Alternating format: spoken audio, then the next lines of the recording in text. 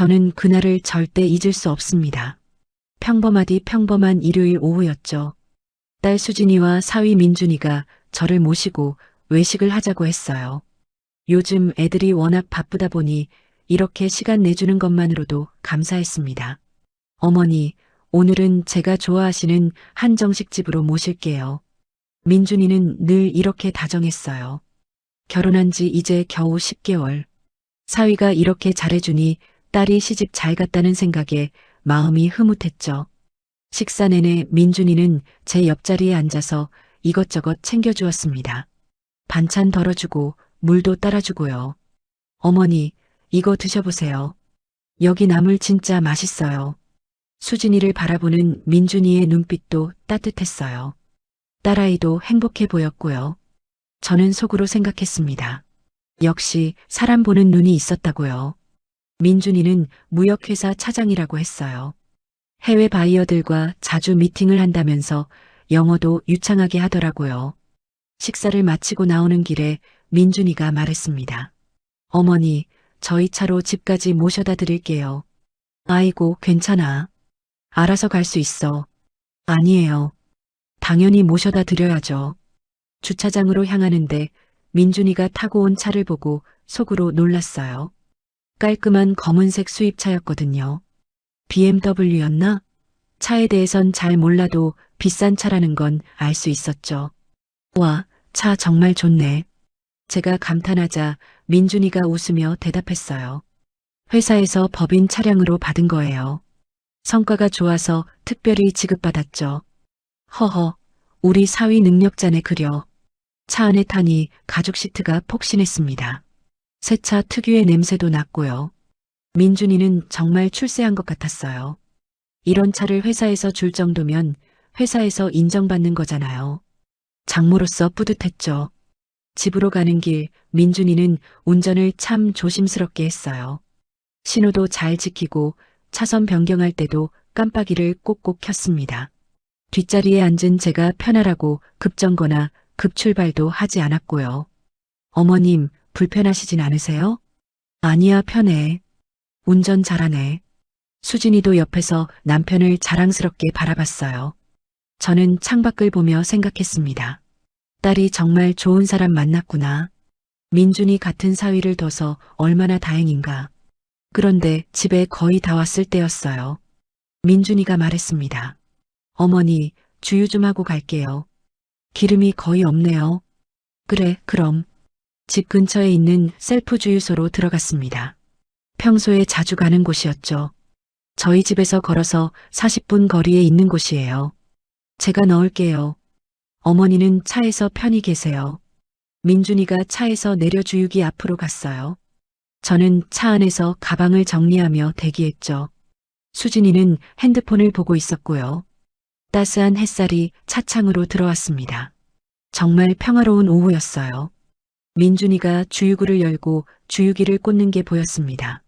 저는 그냥 멍하니 앞을 보고 있었어요. 별 생각 없이요. 그저 오늘 사위가 맛있는 것도 사주고 잘 모셔줘서 기분이 좋았죠. 그런데 갑자기 주유소 직원이 뛰어오는 게 보였어요. 주황색 조끼를 입은 젊은 남자 직원이었습니다. 직원이 민준이에게 다가가더니 뭔가 말을 하기 시작했죠. 처음엔 그냥 주유 관련된 이야기려니 했어요. 하지만 직원의 표정이 심상치 않았습니다. 얼굴이 굳어 있었거든요. 민준이를 향해 손짓을 하며 뭔가 급하게 설명하는 것 같았어요. 저는 본능적으로 뭔가 잘못됐다는 느낌이 들었습니다. 민준이의 얼굴이 변하는 게 보였어요. 평소엔 밝고 여유로운 표정이었는데 순식간에 굳어졌죠. 피가 쏙 빠진 것처럼 창백해지더라고요. 제가 봐도 확실히 이상했습니다. 직원이 사무실 쪽을 가리키며 따라오라는 손짓을 했어요. 민준이는 잠시 머뭇거렸습니다. 주유기를 멈추고 주변을 두리번거리더니 결국 직원을 따라갔죠. 걸음걸이가 평소와 달랐어요. 어깨가 축 처져 있었습니다. 엄마, 무슨 일이지? 수진이도 뭔가 이상함을 느꼈나 봐요. 걱정스러운 목소리로 물었죠. 나도 모르겠다. 내려가 봐야겠어. 저는 불안한 마음에 차에서 내렸습니다. 수진이도 따라 내렸고요. 두 사람이 들어간 사무실로 향했어요. 가슴이 두근거렸습니다. 왠지 모를 불길한 예감이 들었죠. 사무실 문을 열고 들어가니 직원이 컴퓨터 화면을 민준이에게 보여주고 있었어요. CCTV 화면이었습니다. 저희도 옆에 서서 화면을 봤죠. 이 차량 5개월 전에도 왔었는데 다른 분이 운전하시더라고요. 직원의 말에 저는 어리둥절했습니다. 신고가 들어온 차량이라 경찰에 연락했습니다. 그 순간 머릿속이 하얘졌어요. 신고? 경찰? 도대체 무슨 일이 벌어지고 있는 건가요? 옆에 서 있던 수진이의 손이 떨리는 게 느껴졌습니다. 민준이가 당황한 표정으로 말했어요. 무슨 말씀이세요? 이건 회사 법인 차량인데요. 제가 회사에서 정식으로 받은 거라고요. 목소리가 평소와 달랐습니다. 떨리고 있었어요. 저는 민준이를 쳐다봤죠. 이마에 식은땀이 맺혀 있었어요. 뭔가 잘못됐다는 확신이 들었습니다. 직원은 고개를 저었어요. 차량 번호를 조회해 봤는데 렌터카 회사에서 신고한 차량이 맞습니다. 경찰분들 곧 오실 거예요. 그 말을 듣는 순간 온몸에 전율이 흘렀습니다. 렌터카 신고? 이게 대체 무슨 상황인가요? 저는 수진이를 봤어요. 딸아이도 충격받은 표이었습니다. 입술이 파르르 떨리고 있었죠. 민준이는 계속 변명을 늘어놓았어요. 아니, 이게 말이 안 되잖아요. 제가 회사에서 하지만 직원은 단호했습니다. 이미 경찰에 신고를 했다고요. 저는 그 자리에 서서 도무지 상황을 이해할 수 없었어요. 방금 전까지만 해도 행복한 일요일이었는데 갑자기 이게 무슨 일인가요? 주유소 밖으로 사이렌 소리가 들려왔습니다. 경찰차였어요. 저는 그때 알았죠. 이건 단순한 오해가 아니라는 걸요. 뭔가 심각한 일이 벌어지고 있다는 걸요. 경찰차 2대가 주유소 안으로 들어왔습니다. 파란 불빛이 회전하며 주변을 비췄어요. 주유소에 있던 다른 손님들도 하나둘 쳐다보기 시작했죠. 저는 얼굴이 화끈거렸어요. 뭔가 큰일이 났다는 게 느껴졌습니다. 경찰관 2명이 사무실로 들어왔어요. 한 명은 나이가 좀 있어 보이는 남자 경찰관이었고 다른 한 명은 젊은 여자 경찰관이었습니다. 신고 접수하고 왔습니다. 차량 소유주분이 누구세요? 남자 경찰관이 물었어요. 민준이가 한 발짝 앞으로 나섰습니다. 제가 회사에서 받아서 쓰고 있는데요. 목소리가 많이 떨렸어요. 평소 자신감 넘치던 민준이의 모습은 온데간데 없었죠. 손을 주머니에 넣었다 뺐다 하면서 안절부절 못하고 있었습니다. 경찰관이 차량 번호를 확인하더니 무전기로 뭔가 교신을 했어요. 잠시 후 경찰관의 표정이 굳어졌습니다. 차량 번호 조회 결과 이 차량은 장기 렌트 후 반납하지 않아 횡령 및 사기 혐의로 수배 중인 차량이 맞습니다. 그 말을 듣는 순간 다리에 힘이 풀렸어요. 옆에 있던 의자를 잡고 겨우 중심을 잡았죠. 수진이가 제 팔을 붙잡았습니다. 딸아이의 손도 차갑게 식어 있었어요. 수배 중이라니 그게 무슨 말씀이세요? 제가 떨리는 목소리로 물었습니다. 경찰관이 저를 봤어요.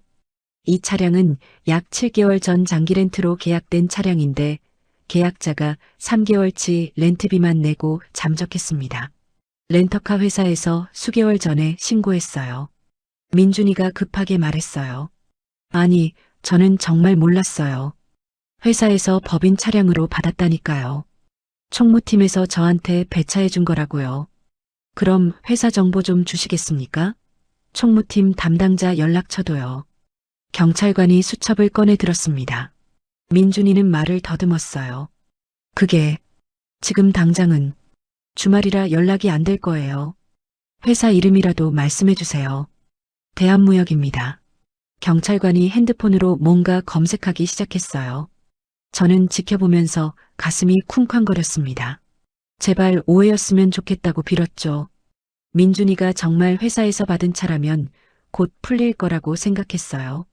하지만 경찰관의 표정이 점점 더 굳어졌습니다. 대한무역이라는 회사가 여러 개 나오는데 정확한 주소나 대표자 성함을 아세요? 민준이가 또 머뭇거렸어요. 그 모습을 보는데 가슴이 철렁 내려앉았습니다. 자기 회사 정보를 이렇게 모를 수가 있나요? 뭔가 이상했어요. 일단 차량은 압수하고 서장님과 함께 경찰서로 동행해 주셔야겠습니다. 여자 경찰관이 말했어요. 민준이의 얼굴이 새하얘졌습니다. 엄마, 이거 뭐야? 오빠가 뭘 잘못했다고. 수진이가 떨리는 목소리로 말했어요. 저는 딸아이를 꼭 안아줬습니다. 수진이의 몸이 부들부들 떨리는 게 느껴졌죠. 주유소 직원이 경찰관에게 말했어요. 그리고 이거 보세요. 5개월 전 CCTV 영상인데요. 화면에는 같은 차량이 나왔어요. 하지만 운전석에 앉아 있는 사람은 민준이가 아니었습니다. 중년 남자였죠. 모자를 눌러 쓰고 있어서 얼굴은 잘 안 보였지만 확실히 민준이가 아니었어요. 저 사람은 누구죠? 경찰관이 물었습니다. 민준이는 대답을 못했어요. 그냥 화면만 멍하니 쳐다보고 있었죠. 모르는 사람이에요. 처음 봅니다. 민준이가 겨우 입을 열었어요. 하지만 목소리에 확신이 없었습니다. 경찰관들끼리 눈빛을 주고받았어요. 일단 경찰서 가서 정확히 조사를 해봐야겠습니다. 동행해 주시죠. 남자 경찰관이 단호하게 말했어요. 민준이는 고개를 떨구었습니다. 저는 그 모습을 보면서 온몸이 얼어붙는 것 같았어요. 어머님, 정말 오해예요. 제가 회사 담당자한테 연락해서 확인하면 금방 풀릴 거예요. 민준이가 저를 보며 말했습니다. 하지만 그 눈빛이 예전 같지 않았어요. 흔들리고 있었죠. 뭔가 숨기고 있다는 느낌이 강하게 들었습니다. 수진아, 어머님 모시고 같이 따라와. 저는 딸의 손을 잡고 경찰차를 따라 경찰서로 향했어요. 차 안에서 수진이는 계속 울었습니다. 엄마, 오빠는 그런 사람 아니에요. 분명 오해일 거예요.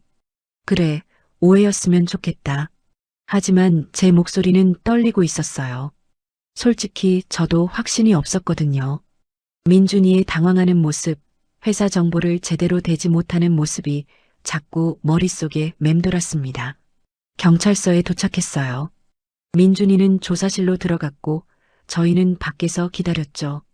1시간, 2시간이 지났습니다. 수진이는 의자에 앉아서 계속 손톱을 물어뜯었어요. 엄마, 왜 이렇게 오래 걸려? 조사하는 거니까 시간이 걸리지. 저도 초조했어요. 시계만 자꾸 쳐다봤죠. 시간이 갈수록 불안감이 커졌습니다. 그때 조사하던 형사님이 나왔어요. 표정이 심각했습니다. 보호자분이세요? 네, 저는 장모고 이 애가 와이프입니다. 일단 말씀드릴 게 있는데요. 안으로 들어오시겠어요? 저희는 형사님을 따라 작은 상담실로 들어갔어요. 형사님이 의자를 권했지만 저는 설 수밖에 없었습니다. 앉을 수가 없었어요. 조사 결과 이 차량은 렌터카 사기건으로 수배 중인 차량이에요. 그런데 문제는 형사님이 잠시 말을 멈췄어요. 뭔가 더 심각한 얘기가 나올 것 같았습니다. 용의자 김민준 씨가 이 차량만 관련된 게 아닐 가능성이 큽니다. 휴대폰을 확인해 봤는데 여러 명과 차량 거래 관련 메시지를 주고받았더라고요. 차량 거래요? 수진이가 물었어요. 형사님이 고개를 끄덕였습니다. 네, 최소 3대 이상의 차량을 비슷한 방식으로 취득해서 되판 정황이 보입니다. 지금 정확한 피해 규모를 파악 중이에요. 그 순간 정말 숨이 막혔어요. 3대 이상? 되팔았다고? 이게 대체 무슨 소리예요? 민준이가 그런 짓을 했다는 건가요? 그럼 우리 사위가 사기꾼이란 말씀이세요? 제 목소리가 떨렸습니다. 형사님은 조심스럽게 대답했어요. 아직 확정된 건 아니지만 정황상 계획적인 범행으로 보입니다. 더 조사가 필요해요. 수진이가 주저앉았어요. 저는 딸을 부축했습니다. 딸아이의 온몸이 떨리고 있었죠. 수진이를 부축해서 밖으로 나왔어요. 딸아이는 계속 눈물만 흘렸습니다. 저도 정신이 하나도 없었죠. 머릿속이 복잡했어요. 민준이가 정말 사기꾼이라는 게 믿어지지 않았습니다. 엄마, 거짓말이야. 오빠가 그럴 리 없어. 수진이가 흐느끼며 말했어요. 저는 뭐라고 대답해야 할지 몰랐습니다. 저도 믿고 싶지 않았거든요. 1시간쯤 지났을까요? 형사님이 다시 나왔어요. 손에 서류 몇 장을 들고 있었습니다. 추가 조사 결과가 나왔습니다. 들어오시죠. 저희는 다시 상담실로 들어갔어요. 형사님이 서류를 펼쳐 보여줬습니다. 김민준 씨가 최근 3개월간 총 5대의 차량을 불법으로 취득했습니다. 모두 장기 렌트나 리스로 계약한 뒤 초기 비용만 내고 잠적한 거예요. 5대요? 제 목소리가 갈라졌어요. 형사님이 고개를 끄덕였습니다. 네, 그리고 이 차량들을 중고차 시장에 헐값으로 넘겼어요. 그렇게 번 돈이 대략 8천만 원 정도 됩니다. 8천만 원. 그 큰 돈을 그렇게 번 거예요? 저는 의자를 잡고 겨우 앉았습니다. 다리에 힘이 풀렸거든요. 그런데 더 심각한 게 있습니다. 형사님의 표정이 더욱 굳어졌어요. 뭔가 더 나쁜 소식이 있다는 거였죠. 김민준 씨가 말한 무역회사 차장 직함, 그것도 거짓입니다. 네. 수진이가 벌떡 일어났어요. 저도 깜짝 놀랐죠. 무역회사 차장이 아니라고요? 네, 대한무역이라는 회사 자체가 실존하지 않아요. 몇 개 비슷한 이름의 회사가 있긴 한데 김민준 씨는 어디에도 등록되어 있지 않습니다. 형사님이 서류를 한 장 더 꺼냈어요. 국민연금 가입 이력을 확인해 봤는데 최근 2년간 직장 가입 기록이 전혀 없어요. 무직 상태였던 겁니다. 그 말을 듣는 순간 정말 천지가 무너지는 것 같았어요. 무직? 그럼 지금까지 뭘로 생활한 거예요? 매달 수진이한테 생활비도 주고 비싼 외식도 하고 선물도 사주고 그랬는데요. 그럼 지금까지 어떻게 살았어요? 제가 물었습니다. 형사님이 한숨을 쉬었어요. 바로 이런 범죄로 번 돈으로 생활했던 겁니다. 렌터카 사기, 리스 사기, 그리고 명의도용까지요. 명의도용이요? 수진이의 목소리가 떨렸어요. 형사님이 고개를 끄덕였습니다. 네, 김민준 씨 휴대폰에서 여러 명의 피해자들과 주고받은 메시지가 나왔어요. 차량뿐만 아니라 명의를 빌려준다는 내용도 있었습니다. 형사님이 휴대폰 화면을 보여줬어요. 거기엔 정말 여러 사람들과의 대화 내용이 있었습니다. 차 얘기, 돈 얘기, 명예 얘기들이 가득했죠. 이 사람들은 누구예요? 피해자들입니다. 지금 파악된 것만 해도 7명이에요. 더 나올 가능성도 있고요. 저는 아무 말도 할 수 없었어요. 그저 멍하니 앉아 있었죠. 옆에서 수진이가 흐느끼는 소리만 들렸습니다. 그리고 한 가지 더 확인된 게 있는데요. 형사님이 조심스럽게 말했어요. 김민준 씨 결혼 전부터 이미 사기 전과가 있었습니다. 전과요? 네, 2019년과 2021년에 각각 사기 혐의로 벌금형을 받았어요. 그리고 2022년에 개명을 했더라고요. 개명까지 했다고요? 저는 머리를 감싸쥐었습니다. 도대체 우리 딸이 누구랑 결혼한 거예요? 완전히 다른 사람이었잖아요. 개명 전 이름은 김동현입니다. 신분 세탁 목적으로 개명한 것으로 보여요. 수진이가 울음을 터뜨렸어요. 엄마, 나 정말 몰랐어. 오빠가 그런 사람인 줄 정말 몰랐다고. 저는 딸을 꼭 안아줬습니다. 딸아이의 어깨가 와들와들 떨렸어요. 형사님, 우리 딸은 정말 아무것도 몰랐어요. 피해자예요. 네, 그건 조사 과정에서 확인하겠습니다. 다만 부인 명의로 된 게 있는지 확인이 필요해요. 무슨 명의요? 수진이가 눈물 범벅인 얼굴로 물었습니다. 대출이나 카드, 핸드폰 같은 거요. 혹시 최근에 본인 명의로 뭔가 만든 게 있나요? 아니요, 없는데요. 남편분이 도장이나 신분증을 빌려달라고 한 적은요? 수진이의 얼굴이 굳어졌어요. 뭔가 생각나는 게 있는 것 같았습니다. 그게 한 달 전쯤에 오빠가 사업 자금이 필요하다며 도장을 빌려달라고 했어요. 그래서요? 빌려줬어요. 회사 서류에 도장 찍어야 한다고 해서요. 형사님의 표정이 심각해졌어요. 저도 가슴이 철렁 내려앉았습니다. 그 도장 언제 돌려받으셨어요? 이틀 뒤에 돌려줬어요. 그 사이에 뭘 했는지 확인해 봐야겠네요. 지금 신용정보 조회 동의서 작성해 주시겠어요? 수진이가 떨리는 손으로 동의서를 작성했어요. 형사님이 컴퓨터로 뭔가 확인하기 시작했습니다. 저는 지켜보면서 온몸이 긴장됐죠. 잠시 후 형사님이 한숨을 쉬었어요. 역시나 나왔네요. 뭐가 나왔어요? 부인 명의로 소액대출 3건이 실행되어 있습니다. 네. 수진이가 비명을 질렀어요. 저도 깜짝 놀랐습니다. 저 대출 받은 적 없어요. 정말이에요. 남편분이 부인 도장으로 대출을 받은 겁니다. 온라인으로 신청하면 도장만 있으면 가능하거든요. 수진이가 주저앉았어요. 저는 딸을 부축하면서도 분노가 치밀어 올랐습니다. 어떻게 자기 와이프 명의로 대출을 받아요? 그것도 몰래요? 더 확인해 봐야 할 게 있습니다. 혹시 장모님 댁 주소 아세요? 형사님이 저를 봤어요. 네, 왜요? 김민준 씨 휴대폰에 그 주소에 등기부등본 파일이 있더라고요. 등기부등본이요? 등골이 오싹했어요. 왜 민준이가 우리 집 등기부등본을 가지고 있는 거예요? 언제 떼어간 건지 확인해 봤더니 3주 전이에요. 본인이 직접 주민센터 가서 뗐더라고요. 그걸 왜요? 담보대출을 알아본 정황이 있습니다. 몇몇 대부업체와 주고받은 메시지가 있어요. 저는 정말 기절할 것 같았어요. 우리 집을 담보로 대출을 받으려고 했다고요? 그것도 몰래요? 다행히 아직 실행되진 않았어요. 서류 미비로 진행이 안 됐던 것 같습니다. 세상에. 저는 의자에 주저앉았어요. 정말 온몸에 힘이 빠졌습니다. 만약 그 대출이 실행됐다면 어떻게 됐을까요? 생각만 해도 끔찍했어요. 수진이는 계속 울고 있었습니다. 딸아이를 보는데 너무 마음이 아팠어요. 결혼한 지 겨우 10개월인데 이런 일을 당하다니요. 형사님이 계속 서류를 넘기며 확인했어요. 저는 그 모습을 보면서 더 이상 무슨 얘기가 나올까 두려웠습니다. 이미 충분히 충격적인데 또 뭐가 있다는 건가요? 장모님, 혹시 최근에 대출 권유 전화 받으신 적 있으세요? 대출 권유요? 그런 전화야 자주 오죠. 다 끊어버리는데요. 혹시 그 중에 담보대출 관련된 전화는요? 저는 생각해 봤어요.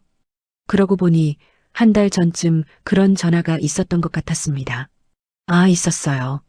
집 담보로 낮은 이자로 대출해준다고 하더라고요. 근데 필요 없다고 끊었어요. 그게 김민준 씨가 접촉한 대부업체일 가능성이 큽니다. 형사님이 화면을 보여줬어요. 거기엔 민준이가 대부업체와 주고받은 메시지들이 있었습니다. 7천만 원까지 가능하다는 내용이 있네요. 장모님 댁을 담보로 잡으려고 했던 겁니다. 7천만 원. 저는 온몸이 얼어붙는 것 같았어요. 만약 그게 실행됐다면 우리 집이 경매로 넘어갈 뻔했다는 거잖아요. 다행히 등기권리증이 없어서 진행이 안 됐어요. 그걸 구하려고 했던 것 같은데 여의치 않았나 봅니다. 저는 가슴을 쓸어내렸어요. 정말 아슬아슬하게 넘어간 거였습니다. 만약 민준이가 권리증까지 손에 넣었다면 어떻게 됐을까요? 수진이가 떨리는 목소리로 물었어요. 그럼 오빠가 처음부터 우릴 노린 거예요? 형사님이 잠시 망설이더니 대답했습니다. 단정할 수는 없지만 정황상 그럴 가능성이 있어 보입니다.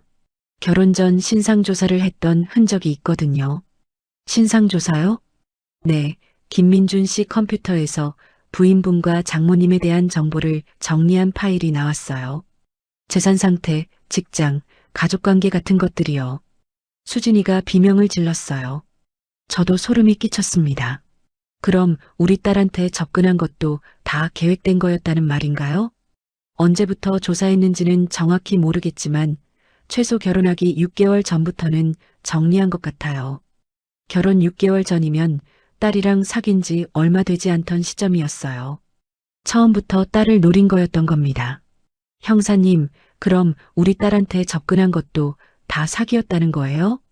그건 본인만 알겠지만 정황상 그렇게 볼 수 있습니다. 수진이가 울음을 터뜨렸어요.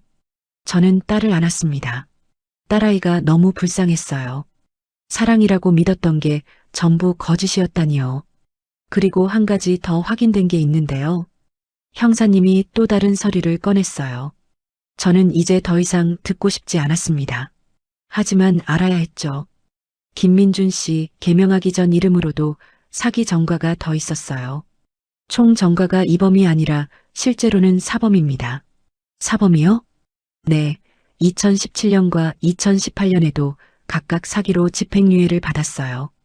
그때 이름이 김동현이었거든요. 개명 후에는 김민준으로 또 이번 벌금형을 받았고요. 이 사람이 대체 뭐예요? 전과가 사범이나 되는 사기꾼이었다니. 저는 머리가 지끈거렸습니다. 결혼할 때 신혼조회 안 하셨어요? 형사님이 물었어요. 저는 고개를 저었습니다. 민준이가 자기 부모님이 안 계신다고 해서요.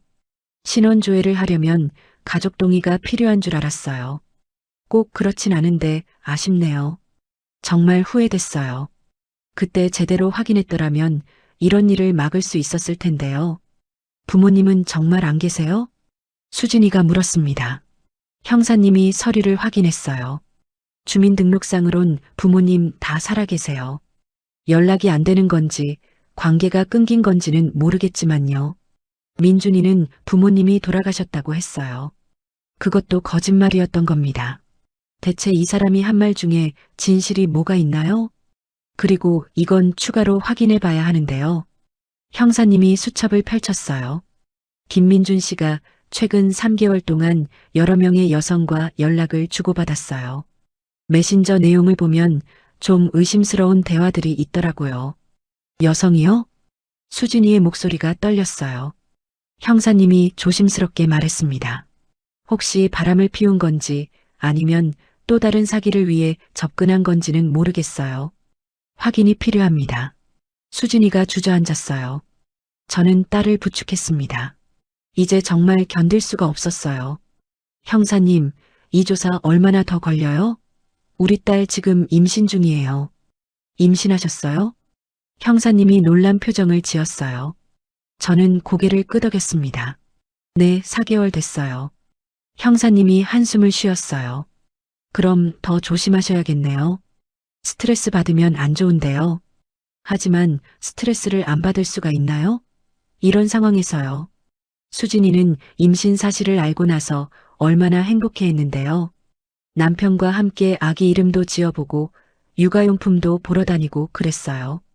엄마, 뱃속에 있는 애는 어떡해요? 수진이가 배를 감싸며 울었어요.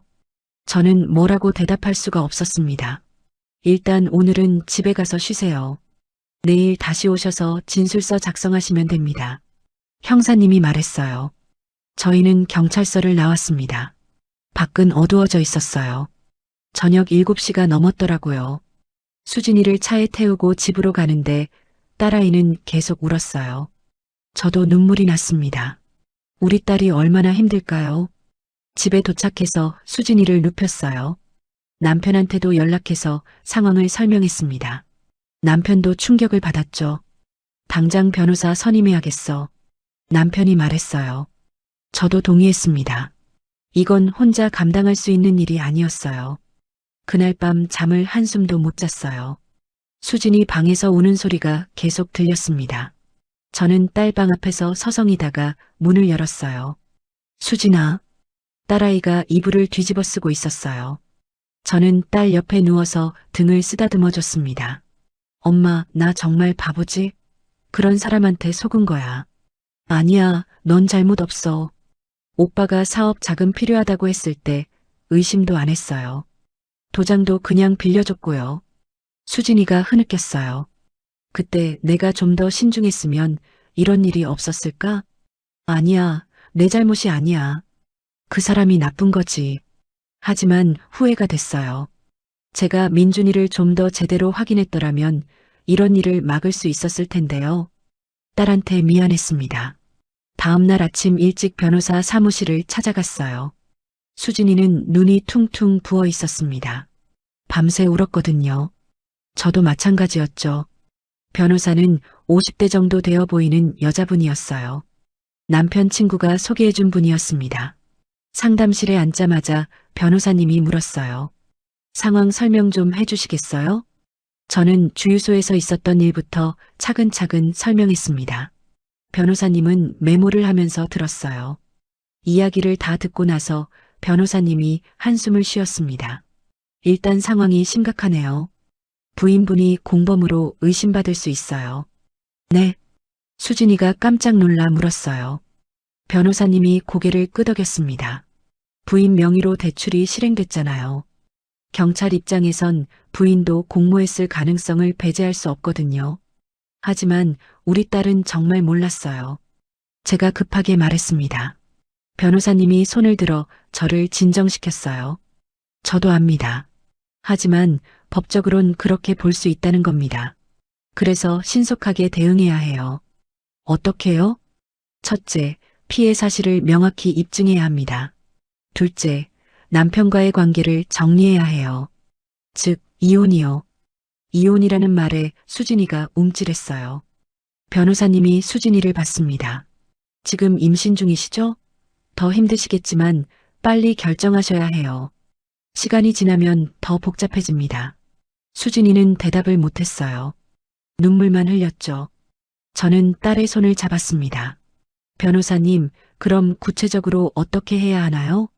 우선 오늘 당장 은행 가서 부인 명의 대출 확인하세요. 그리고 추가 대출 못 받게 신용정지 신청하셔야 합니다. 변호사님이 메모지에 뭔가 적어서 건네줬어요. 그리고 장모님 댁 등기부등본 다시 떼어보세요. 혹시라도 가압류나 근저당이 설정됐는지 확인해야 해요. 네, 알겠습니다. 그 다음 이혼 소송 준비하셔야 합니다. 남편 범죄 사실이 명백하니 재판 이혼으로 가면 승소 가능성 높아요. 수진이가 고개를 떨구었어요. 변호사님이 조심스럽게 말했습니다. 힘드시겠지만 지금 결정하지 않으면 나중에 더 큰 피해를 입을 수 있어요. 남편 빚이 더 늘어날 수도 있고 부인까지 연대보증인으로 엮일 수도 있거든요. 저는 변호사님 말이 맞다고 생각했어요. 하지만 딸 입장에선 너무 힘든 결정이겠죠. 상담을 마치고 나와서 바로 은행으로 갔어요. 수진이 명의로 된 대출을 확인했습니다. 형사님 말대로 3건이 실행되어 있었어요. 이거 언제 받으신 거예요? 은행원이 물었습니다. 수진이가 고개를 저었어요. 저 안 받았어요. 남편이 제 명의로 몰래 받은 거예요. 그럼 사기 피해 신고하셔야겠네요. 일단 추가 대출 막는 신청부터 하시죠. 서류를 작성하는데 수진이 손이 계속 떨렸어요. 저는 딸 대신 서류를 작성해줬습니다. 은행 일을 마치고 주민센터로 갔어요. 우리 집 등기부등본을 떼었습니다. 다행히 가압류나 근저당은 없었어요. 엄마, 정말 다행이다. 수진이가 안도의 한숨을 쉬었어요. 저도 가슴을 쓸어내렸습니다. 만약 민준이가 조금만 더 빨리 움직였다면 큰일 날 뻔했어요. 집으로 돌아와서 수진이와 마주 앉았어요. 남편도 퇴근하고 들어왔습니다. 우리 셋이 거실에 모였죠. 수진아, 엄마 말 좀 들어봐. 저는 조심스럽게 말을 꺼냈어요. 변호사님 말씀 들었지? 이혼해야 한다고 했어. 수진이가 배를 감싸며 울었어요. 엄마, 근데 뱃속에 애가 있잖아. 그래서 더 빨리 결정해야지. 애 낳고 나면 더 힘들어. 남편도 거들었어요. 수진아, 아빠도 변호사님 말이 맞다고 생각해. 그 사람이랑 계속 부부로 있으면 내가 더 큰 피해를 볼 수 있어. 수진이는 한참 동안 울기만 했어요. 저는 딸이 스스로 결정하길 기다렸습니다. 억지로 강요할 순 없었거든요. 1시간쯤 지났을까요? 수진이가 입을 열었어요. 엄마, 나 이혼할래요. 정말? 네, 범죄자의 아내로는 살 수 없어요. 애한테도 떳떳하지 못할 것 같아요. 수진이의 목소리는 떨렸지만 단호했어요. 저는 딸을 꼭 안아줬습니다. 잘 결정했어, 우리 딸. 다음 날 다시 변호사 사무실을 찾아갔어요. 이혼 소송 준비를 시작했습니다. 변호사님이 서류를 준비하면서 말했어요. 남편 범죄 사실이 명백하니까 재판은 어렵지 않을 거예요. 다만 시간이 좀 걸릴 수 있어요. 얼마나요? 빠르면 3개월, 길면 6개월 정도요. 남편이 이해 제기하면 더 길어질 수도 있고요. 6개월이면 수진이가 출산할 시기였어요. 저는 한숨이 나왔습니다. 그리고 위자료 청구도 하셔야 해요. 남편 사기 행각 때문에 정신적 피해를 입었으니까요. 위자료를 받을 수 있을까요? 그 사람 돈도 없잖아요. 재산이 없어도 청구는 해야 합니다. 나중에 받을 수도 있으니까요. 변호사님이 서류를 건네줬어요. 이혼 사유를 적는 란이 있었습니다. 수진이가 펜을 들었다가 멈췄어요. 엄마, 뭐라고 써야 해요? 사실대로 쓰면 돼. 수진이는 떨리는 손으로 적기 시작했어요. 남편의 사기 행각, 명의도용, 배신감, 임신 중 받은 충격 같은 것들을요. 적다가 중간중간 울었습니다. 서류 작성을 마치고 나오는데 수진이가 말했어요. 엄마, 나 정말 바보 같아요. 결혼한 지 1년도 안 됐는데 이렇게 되다니. 내 잘못이 아니야. 그 사람이 나쁜 거지. 하지만 수진이는 자책하고 있었어요. 딸을 보는 게 너무 안쓰러웠습니다. 일주일 후 경찰서에서 연락이 왔어요. 추가 조사 결과가 나왔다고 했습니다. 저희는 다시 경찰서로 갔어요. 부인명의 대출 3건 외에 추가로 신청한 대출이 2건 더 있었어요. 형사님이 말했어요. 저는 깜짝 놀랐습니다. 2건이요? 네, 다행히 서류 미비로 실행은 안 됐어요. 하나는 1천만 원, 다른 하나는 500만 원이었습니다. 만약 그게 실행됐다면 수진이 빚이 2천만 원이 넘었을 거예요. 정말 아슬아슬하게 막은 겁니다. 그리고 장모님 댁 담보대출건도요. 그것도 추가로 신청했어요? 네, 7천만 원 말고 5천만 원짜리도 알아봤더라고요. 여러 대부업체에 문의했어요. 저는 온몸에 소름이 돋았어요. 이 사람이 우리 가족을 얼마나 철저하게 노렸는지 알 수 있었습니다. 지금까지 파악된 피해 규모가 얼마예요? 수진이가 물었어요. 형사님이 서류를 확인했습니다. 일단 차량 사기로 8천만 원, 명의도용 관련해서 여러 건 합쳐서 약 1억 5천만 원 정도 됩니다. 그리고 아직 파악 중인 건들도 있어요. 1억 5천만 원. 엄청난 금액이었어요. 그 돈을 다 사기로 번 거였습니다. 집으로 돌아오는 길 수진이가 말했어요. 엄마, 이혼하는 게 맞죠? 그래, 당연하지. 근데 애는 어떡해요? 아빠 없이 키우는 게 쉽지 않을 텐데. 저는 딸의 손을 잡았어요. 우리가 도와줄게. 걱정하지 마. 수진이가 배를 쓰다듬었어요. 이제 5개월째였습니다. 배가 제법 나왔죠. 엄마, 나 잘할 수 있을까요? 당연하지. 넌 강한 애야. 하지만 솔직히 저도 걱정이 됐어요. 싱글맘으로 아이를 키우는 게 얼마나 힘든지 알거든요. 그래도 수진이라면 잘 해낼 거라고 믿었습니다. 2주가 지났어요. 경찰서에서 다시 연락이 왔습니다. 수사가 거의 마무리됐다고 했어요. 저희는 형사님을 만나러 갔습니다. 최종 수사 결과 나왔습니다. 형사님이 두꺼운 서류 뭉치를 꺼냈어요. 저는 긴장한 채로 앉아 있었습니다. 김민준 씨의 피해자가 총 12명으로 확인됐어요. 12명이요? 생각보다 훨씬 많았어요. 형사님이 고개를 끄덕였습니다. 네, 차량 사기 피해자 5명, 명의도용 피해자 4명, 보이스피싱 공범 관련 피해자 3명입니다. 보이스피싱까지 했다고요? 저는 입이 떡 벌어졌어요. 보이스피싱은 또 뭐예요? 김민준 씨가 다른 조직원들과 함께 보이스피싱 대포 통장 역할을 했어요. 피해자들 돈을 받아서 빼돌린 거죠. 수진이가 얼굴을 감쌌어요. 저도 어이가 없었습니다. 이 사람이 대체 얼마나 많은 범죄를 저지른 거예요? 총 피해 금액은요? 6억 3천만 원입니다. 6억이 넘는다고요? 저는 의자를 붙잡았어요. 상상도 못할 금액이었습니다. 그 중에서 회수된 건 거의 없어요. 김민준 씨가 다 써버렸거든요. 다 썼다고요? 6억을 어디에 썼어요? 도박이요. 온라인 카지노에 5억 가까이 날렸습니다. 형사님이 화면을 보여줬어요. 거기엔 민준이가 도박 사이트에 접속한 기록이 가득했습니다. 한 번에 수천만 원씩 걸었더라고요. 나머지는 생활비랑 명품 구입에 썼어요. 부인한테 선물한다고 산 것들도 있고요. 저는 수진이를 봤어요. 딸아이는 눈물을 흘리고 있었습니다. 민준이가 사준 명품 가방, 시계, 액세서리들이 전부 피해자들 돈으로 산 거였던 겁니다. 그래서 검찰에 구속 송치했습니다. 도주 우려도 있고 죄질이 나빠서요. 구속됐어요? 네, 어제 영장 발부됐어요. 지금 구치소에 있습니다. 구치소. 민준이가 그곳에 갇혀 있다니 실감이 안 났어요. 불과 한 달 전까지만 해도 저희랑 웃으며 밥 먹던 사람인데요. 면회 가능한가요? 수진이가 물었어요. 형사님이 고개를 끄덕였습니다. 네, 가능합니다. 하지만 가실 건가요? 한 번은 봐야 할 것 같아요. 직접 물어보고 싶은 게 있어서요. 저는 딸이 걱정됐어요. 하지만 말리지 않았습니다. 딸도 마음의 정리가 필요할 테니까요.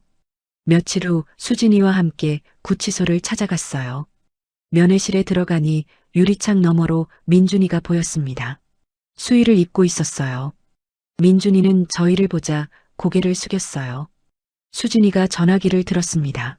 민준이도 전화기를 들었죠. 오빠. 수진이의 목소리가 떨렸어요. 민준이는 대답을 못했습니다. 왜 그랬어요? 나한테 왜 그랬냐고요. 미안해, 수진아. 민준이의 목소리는 힘이 없었어요. 하지만 저는 그게 진심인지 의심스러웠습니다. 미안하다는 말로 되는 게 아니잖아요. 오빤 나한테 뭐였어요? 처음부터 다 거짓말이었어요? 아니야, 너한텐 진심이었어. 거짓말하지 마요. 형사님한테 다 들었어요. 오빠가 우리 가족 재산 조사한 거, 엄마 집 담보로 대출받으려던 거. 민준이가 할 말을 잃었어요. 수진이가 계속 물었습니다. 뱃속에 있는 애는 어떡하라고요? 아빠가 사기꾼인 애를 어떻게 키워요? 수진아, 정말 미안해. 미안하다는 말 그만해요. 그것밖에 할 말 없어요? 수진이가 소리쳤어요. 민준이는 고개만 떨구고 있었습니다. 오빠 눈을 보니까 알겠어요. 반성 같은 거 안 하고 있죠? 그냥 걸려서 억울한 거잖아요. 수진이 말이 맞았어요. 민준이 눈빛엔 진짜 반성하는 기색이 없었습니다. 그저 자기가 잡힌 게 억울한 것 같았어요. 나 이혼할 거예요. 오빠랑은 더 이상 못 살아요. 수진아, 제발. 제발은 무슨. 오빠가 나한테 한 짓 생각해봐요. 내 명의로 대출받고 우리 엄마 집까지 담보 잡으려 했잖아요. 민준이가 아무 말도 못했어요. 수진이가 전화기를 내려놓으려다가 다시 들었습니다. 한 가지만 물어볼게요. 나한테 접근한 것도 처음부터 계획이었어요? 민준이가 잠시 망설이더니 고개를 끄덕였어요. 수진이의 얼굴이 창백해졌습니다. 역시 그랬구나. 수진이가 전화기를 내려놨어요. 그리고 일어나서 나갔습니다. 저는 민준이를 한번 쳐다봤어요. 민준이가 고개를 숙였습니다. 밖으로 나오니 수진이가 주저앉아서 울고 있었어요. 저는 딸을 안아줬습니다. 엄마, 다 거짓말이었대요. 처음부터 나를 이용하려고 접근한 거였대요. 알아, 다 들었어. 나 정말 바보 같아요. 어떻게 그런 사람한테 속았을까요? 내 잘못이 아니야. 그 사람이 나쁜 거지. 수진이를 달래서 집으로 데려왔어요. 그날 밤 수진이는 잠도 못 자고 울었습니다. 한 달 후 재판이 시작됐어요. 저희도 방청석에 앉아 있었습니다. 민준이가 죄수복을 입고 들어왔어요. 검사가 기소 내용을 낭독했어요. 사기, 횡령, 명의도용, 보이스피싱 방조 등등. 죄목이 한참이나 이어졌습니다. 피고인은 계획적이고 조직적으로 범행을 저질렀습니다. 피해자가 12명에 달하고 피해액은 6억 원이 넘습니다. 검사가 말했어요. 방청석에서 피해자 가족들이 울부짖었습니다. 민준이 변호인이 나섰어요. 피고인은 생활고로 인해 어쩔 수 없이 범행을 저질렀습니다. 깊이 반성하고 있습니다. 하지만 판사는 차갑게 말했어요. 생활고라면 정당한 방법으로 해결했어야죠. 12명의 인생을 망가뜨린 것을 어떻게 변명하시겠습니까? 재판은 석 달 동안 이어졌어요. 그 사이 수진이는 출산 준비를 했습니다. 배가 많이 불러왔죠. 마침내 선고 공판 날이 왔어요. 판사가 판결문을 읽기 시작했습니다. 피고인 김민주는 징역 2년을 선고한다. 2년. 저는 그게 너무 적다고 생각했어요. 6억이 넘는 피해를 입히고 겨우 2년이라니요. 피고인은 계획적으로 범행을 저질렀고 피해자들에게 사과조차 하지 않았습니다. 다만 초범이고 자백했다는 점을 참작했습니다. 초범이라고요? 정가가 사범인데요? 아, 개명 후 이름으로는 처음이라는 거군요. 판결이 끝나고 민준이가 끌려나갔어요. 수진이는 그 모습을 지켜보다가 돌아섰습니다. 그날 오후 수진이의 이혼 재판도 있었어요. 민준이는 구치소에서 화상으로 참여했습니다. 이혼 청구를 인정하십니까? 판사가 물었어요. 민준이가 고개를 끄덕였습니다. 네, 인정합니다. 위자료 청구권은요? 그것도 인정합니다. 하지만 지급할 능력이 없습니다. 판사가 판결을 내렸어요. 이혼을 인정한다. 위자료는 3천만 원으로 한다. 3천만 원. 받을 수 있을지는 모르겠지만 법적으론 수진이가 받을 권리가 생긴 겁니다. 법원을 나오면서 수진이가 말했어요. 엄마, 이제 끝났어요. 그래, 이제 끝났어. 하지만 진짜 끝은 아니었어요. 이제 시작일 뿐이었습니다. 수진이는 곧 아이를 낳을 거고 싱글맘으로 살아가야 했으니까요. 이혼 판결이 나고 한 달 후 수진이가 진통을 시작했어요. 새벽 3시쯤이었습니다. 저는 급히 수진이를 부축해서 병원으로 달려갔죠. 엄마, 무서워요. 괜찮아. 엄마가 옆에 있어. 진통실에서 수진이는 제 손을 꽉 잡았어요. 땀을 흘리면서도 계속 배를 쓰다듬었습니다. 애기야, 엄마가 꼭 지켜줄게. 아빠는 없어도 괜찮아. 수진이가 배에 대고 속삭였어요. 저는 딸의 그 모습을 보면서 눈물이 났습니다. 우리 딸이 정말 강해졌구나 싶었어요. 12시간의 진통 끝에 손녀가 태어났어요. 건강한 여자아이였습니다. 수진이는 아기를 안고 울었어요. 엄마 예쁘죠? 그럼 우리 손녀 세상에서 제일 예뻐. 저도 눈물을 흘렸습니다. 이렇게 힘든 상황 속에서도 새 생명이 태어났다는 게 신기했어요. 희망 같았습니다. 수진이는 아기 이름을 지은이라고 지었어요. 새로운 인생을 지어간다는 뜻이었습니다. 민준이 성은 빼고 수진이 성을 따라 이지은이라고요. 퇴원하고 집으로 왔어요.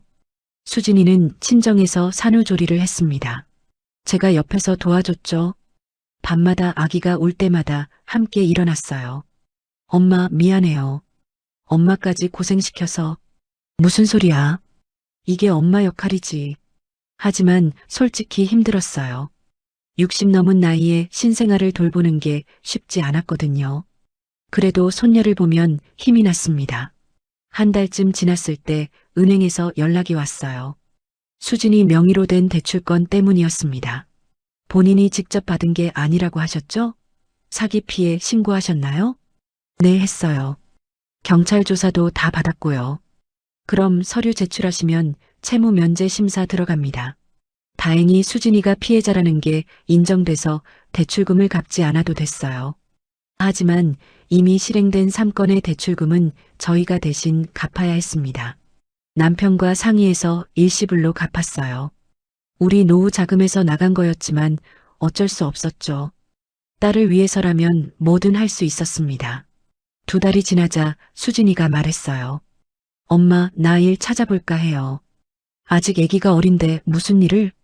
계속 이렇게 있을 순 없잖아요. 지은이 키우려면 돈이 필요해요. 수진이 말이 맞았어요. 저희가 평생 도와줄 순 없었으니까요. 딸도 자립해야 했습니다. 수진이는 예전 직장에 복귀 신청을 했어요. 다행히 회사에서 받아줬습니다. 육아휴직 후 복직하는 조건으로요. 엄마, 지은이 좀 봐주실 수 있어요? 어린이집 보내기엔 아직 어려서요. 당연하지. 엄마가 볼게. 저는 손녀 육아를 맡았어요. 수진이는 출근을 시작했습니다. 아침 7시에 나가서 저녁 6시에 들어왔어요. 처음엔 힘들었어요. 손녀를 돌보면서 집안일까지 하려니 정신이 없었죠. 하지만 익숙해지니 괜찮았습니다. 수진이는 열심히 일했어요. 야근도 마다하지 않았습니다. 돈을 모으고 싶다고 했어요. 엄마, 빨리 독립하고 싶어요. 엄마한테 계속 신세질 순 없잖아요. 천천히 해. 급할 거 없어. 아니에요. 지은이 크기 전에 제 힘으로 살림 꾸리고 싶어요. 딸의 각오가 대단했어요. 저는 그런 딸이 자랑스러웠습니다. 1년이 지났어요. 지은이가 돌이 됐습니다. 저희는 조촐하게 돌잔치를 열었어요. 친척들과 가까운 친구들만 불렀죠. 지은이 크는 거 봐라. 벌써 이렇게 컸네. 친척들이 감탄했어요. 지은이는 건강하게 잘 자랐습니다. 수진이를 꼭 닮았어요. 돌잔치가 끝나고 수진이가 말했어요. 엄마, 나 이제 전세 얻어서 나갈게요. 벌써? 돈은 모았어? 네, 회사에서 전세자금 대출 지원해준대요. 저도 1년 동안 모은 돈 있고요. 수진이는 정말 열심히 모았더라고요. 월급 대부분을 저축했습니다. 외식도 안 하고 옷도 안 사고요. 한 달 후 수진이는 작은 투룸 전세를 얻었어요. 우리 집에서 가까운 곳이었습니다. 저희가 도와주기 쉽게요. 엄마, 자주 놀러 와요. 그래, 지은이 보러 매일 올게. 이사 가는 날 수진이를 도와줬어요. 짐이 별로 없었습니다. 딸이 검소하게 살았거든요. 저녁에 수진이네 집에서 라면을 끓여 먹었어요. 지은이는 아기 의자에 앉아서 과자를 먹고 있었습니다. 엄마, 그동안 정말 고마웠어요. 무슨 소리야? 당연한 거지. 엄마 아니었으면 나 어떻게 됐을지 몰라요. 수진이가 눈물을 글썽였어요. 저도 코끝이 찡했습니다. 이제 잘 살아. 지은이랑 행복하게. 네, 엄마. 꼭 그럴게요. 그날 밤 집으로 돌아오는데 남편이 말했어요. 당신 수고 많았소. 뭐가요? 수진이 일말이요. 당신이 옆에서 잘 받쳐줘서 딸이 다시 일어섰소. 남편 말에 저는 웃었어요. 힘들었지만 보람 있었습니다. 2년이 흘렀어요. 어느 날 주유소를 지나가게 됐습니다. 그 주유소였어요. 민준이가 걸렸던 바로 그곳이요. 저는 차를 세우고 주유소 안으로 들어갔어요. 그때 그 직원이 있었습니다. 안녕하세요. 저 기억하세요? 아, 그때 그분이시네요. 어떻게 되셨어요? 다 잘 해결됐어요. 그때 신고해 주셔서 정말 감사했어요. 직원이 손을 저었어요. 아니에요. 당연히 해야 할 일을 한 거죠. 아니에요. 선생님 아니었으면 우리 가족 큰일 날 뻔했어요. 저는 진심으로 감사했어요. 그 직원이 신고하지 않았다면 민준이는 계속 범죄를 저질렀을 거예요. 우리 집까지 담보로 잡혔을지도 모르죠. 주유소를 나오면서 생각했어요. 정말 아슬아슬하게 넘어간 거였구나. 만약 조금만 늦었다면 저희 가족 전체가 파탄 났을 거예요. 집으로 돌아와서 서랍을 열었어요. 거기엔 제 도장이 있었습니다. 저는 도장을 꺼내서 금고에 넣었어요. 여보, 도장 왜 금고에 넣었소? 앞으론 이렇게 보관할 거예요. 아무한테도 안 빌려줄 거고요. 남편이 고개를 끄덕였어요. 그게 좋겠소? 아무리 가까운 사람이라도 조심해야지. 저는 이번 일로 정말 많이 배웠어요. 사람을 쉽게 믿으면 안 된다는 것, 중요한 서류나 도장은 함부로 맡기면 안 된다는 것을요. 지난주에 수진이네 집에 놀러 갔었어요. 지은이가 벌써 3살이 됐습니다. 말도 제법 하고 뛰어다니더라고요. 할머니 사랑해요. 지은이가 제 품에 안기며 말했어요. 저는 손녀를 꼭 안아줬습니다. 할머니도 지은이 사랑해. 수진이는 거실에서 커피를 타고 있었어요. 딸의 표정이 밝았습니다. 예전처럼 웃고 있었어요. 엄마, 다음 달에 승진한대요. 정말? 우리 딸 대단하네. 열심히 했더니 인정받았나 봐요. 수진이가 자랑스럽게 말했어요. 저는 딸이 정말 대견했습니다. 그 힘든 시기를 이겨내고 여기까지 왔잖아요. 지은이 아빠 얘기는 안 물어봐요? 제가 조심스럽게 물었어요. 수진이가 고개를 저었습니다. 아직은 안 물어봐요. 나중에 물어보면 그때 얘기할 거예요. 솔직하게요. 그게 좋겠다. 근데 엄마, 나 요즘 괜찮아요. 처음엔 힘들었는데 이젠 아니에요. 다행이다. 오히려 잘 된 것 같아요. 그 사람이랑 계속 살았으면 더 큰 피해를 봤을 테니까요. 수진이 말이 맞았어요. 빨리 알아서 다행이었습니다. 집으로 돌아오는 길에 저는 생각했어요. 이번 일이 정말 힘들었지만 우리 가족은 더 단단해졌다고요. 서로를 더 아끼게 됐고 경각심도 생겼습니다. 무엇보다 수진이가 강해졌어요. 혼자서도 잘 살아갈 수 있는 사람이 됐습니다. 그게 가장 다행이었어요. 저는 지금도 가끔 그날을 떠올려요. 주유소에서 직원이 민준이를 불렀던 그 순간을요. 만약 그때 아무 일도 없었다면 어땠을까요? 아마 민준이는 계속 저희를 속였을 거예요. 우리 집을 담보로 대출받고 수진이 명의로 더 많은 빚을 만들었겠죠. 생각만 해도 끔찍합니다. 그 주유소 직원 덕분에 저희는 더 큰 피해를 막을 수 있었어요. 정말 감사한 일이었습니다. 이제 저는 누구한테든 조심합니다. 아무리 가족이라도, 아무리 가까운 사람이라도 중요한 것은 함부로 맡기지 않아요. 도장, 신분증, 통장, 이런 건 절대 빌려주지 않습니다. 그리고 수진이한테도 늘 말해요. 다음에 누구 만나더라도 신중하게 알아보고 만나라. 알아요, 엄마. 이젠 안 속아요. 딸도 이젠 사람 보는 눈이 생겼을 거예요. 힘들게 배운 교훈이지만 평생 잊지 않을 겁니다. 저희 가족은 이제 조금씩 일상을 되찾았어요.